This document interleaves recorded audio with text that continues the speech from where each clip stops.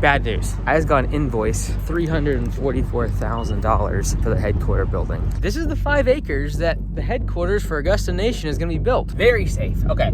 Goodness gracious.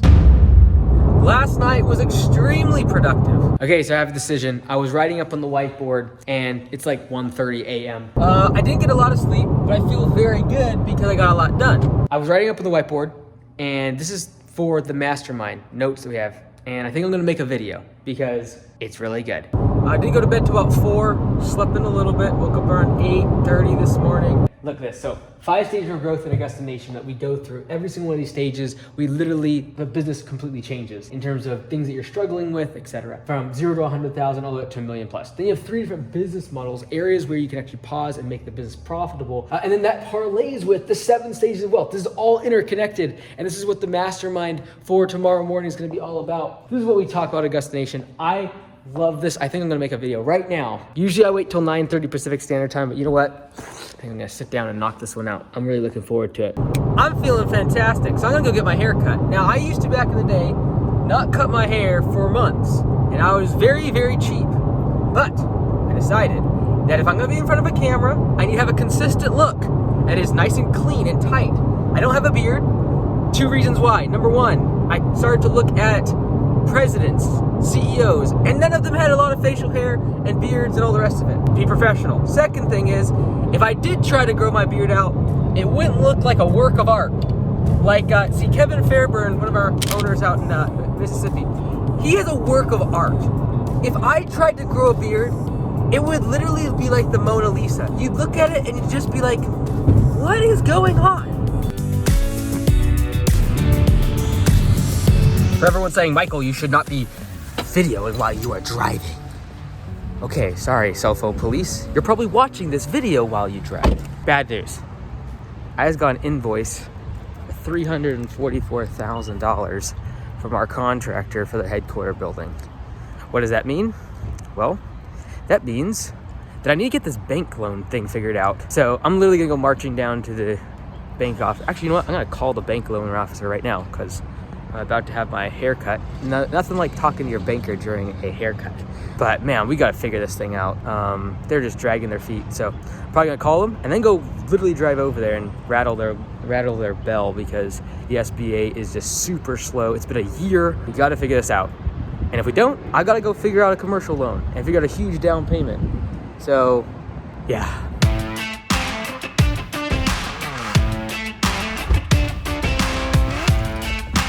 Haircut was successful.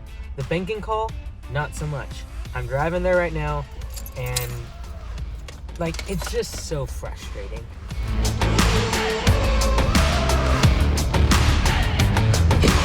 So of course, the manager was not there at the bank, but I was able to send her a voice note and just try to shoot it straight with her and be like, hey, whatever I can do to make this thing go faster, let me know. Hey, I get it. My account has been switched around 5 different times at the bank because of COVID. Like through the past couple years, literally my banker has changed 5 times. So trying to stay positive, but I can't afford to be building this entire $3.3 million project out of pocket. So the $344,000 is the whole shell of the building, which is being delivered next Monday, which is gonna be exciting to show you guys, but I can't pay for the whole thing with cash. I need debt. So we'll figure it out, but it's never fun dealing with these banks when you're in a time crunch. Okay, so my house is like literally 2 minutes from the bank. So came back here, got changed back into my uniform, headed back to the office. But here's the problem. At this location, I have Airbnbs on both sides of my unit. The problem with that is I can't record at 2 and 3 in the morning. So last night, you say, you were up so late, you should be getting more sleep. You're probably right. But that's the time when I can record. So I went to Blaine, where it's a commercial building, so I can record late at night. And you say, well, why are you doing that? Well, we are recording because landscapebusinesscourse.com is getting launched today and the whole brand new version of it. So I'm really looking forward to it. Where's my keys? I'm looking forward to it because here's a little bit of history for you, okay? So landscapebusinesscourse.com was started 6 years ago. It was literally started a couple weeks after What's beeping? Anyways, it was literally started a couple weeks after I got in an accident and got all these lacerations on my neck. I was underneath underneath a dump truck, and the PTO caught my hoodie, and I got all these cuts and everything. So those past videos, you can still see the cuts on my neck. Now, 6 years later, fast forward to today, a lot of business principles are like tried and true, they don't change. But there's also things that do change, and some of those things are my opinions about things like budget hours, pay for performance, the way that you do estimates, the speed at which you do them, all that good stuff. So I'm updating landscapebusinesscourse.com, and we're changing the model completely. So you can check it out, landscapebusinesscourse.com. People still sign up, still get a lot of value from it, but it's gonna be off the charts amazing now. As of today, we are launching it, so go check it out. I'm really looking forward to it, and I'm gonna try to do at least one brand new video on a brand new topic every single month for members. So it's gonna be a lot of fun. Okay, someone asked me about supplements. Do I have them? Yes. Do I think they're necessary? No. But if I can get just a 2% edge by getting some supplements, great. Okay, so what do I take? First off, I take a creatine, amino acid, multivitamin. What else we got in here? Oh, I think there's a turmeric today. Yeah, turmeric. Okay, so I alternate turmeric and a fatty acid, like omega-3, omega-6, fish oil, nice little combo. I alternate those days back to back, but I miss days all of the time because I'm always back and forth between the two different houses, and it's not a big deal. Like 5 times a week, I'll take supplements. Now, I take the creatine and the amino acids mostly because I do lift weights twice a week, maybe 3 times a week sometimes, and so it helps just with the recovery of the muscle. I'm never gonna become super jacked or built because I do high intensity cardio. I love to do trail running, and I want to ultimately be doing that when I'm 80 years old. So I'm not gonna be like lifting 300 pounds. This is what it looks like. This is the 5 acres that the headquarters for Augusta Nation is gonna be built. Hopefully in about 8 to 12 months, let's just say like that. So I'm here today because this is the last time you will ever see this virgin piece of property sitting here in all of its glory. Because literally next Monday, this place is going to have a massive piece of infrastructure right here. The metal building is being delivered. So these massive metal buildings get delivered on trucks.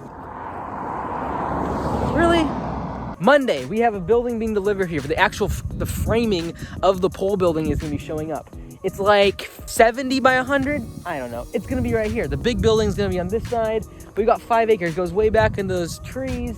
And here's the problem. The reason I'm here right now is because I gotta take a video because this whole ditch, we gotta get it all wiped out because the surveyor's gonna come here on Monday. And furthermore, I've gotta mow like the front 2 acres of this bad boy. And we don't have any really massive mowers. So I'm really hoping that Hustler comes through and one of these other brands is like, hey Mike, we'll let you use a mower for a video. And I'm gonna mow this bad boy because by Monday, this needs to be cleared out. So hopefully Friday I can get back here and we can mow this thing down. But for now, this whole ditch needs to be cleared out because they're gonna bring a surveyor here and figure out where our entrance is gonna go, which is probably gonna be right there next to the car, which is like the middle of the property. That'll go in, there's gonna be a massive building right there, I don't know, 14,000 square feet. It's too big, but it's probably gonna be outgrown within a year or 2. And then a whole bunch of parking, and in the back, there's gonna be a massive tank for water. And those trees, where you see those trees, like everything on this side is ours, it's only half the property. There's plenty of space in the back there to grow. So that's exciting because you will no longer see tall grass or this wonderful piece of property being natural. It's going to be artificial infrastructure. Looking forward to it.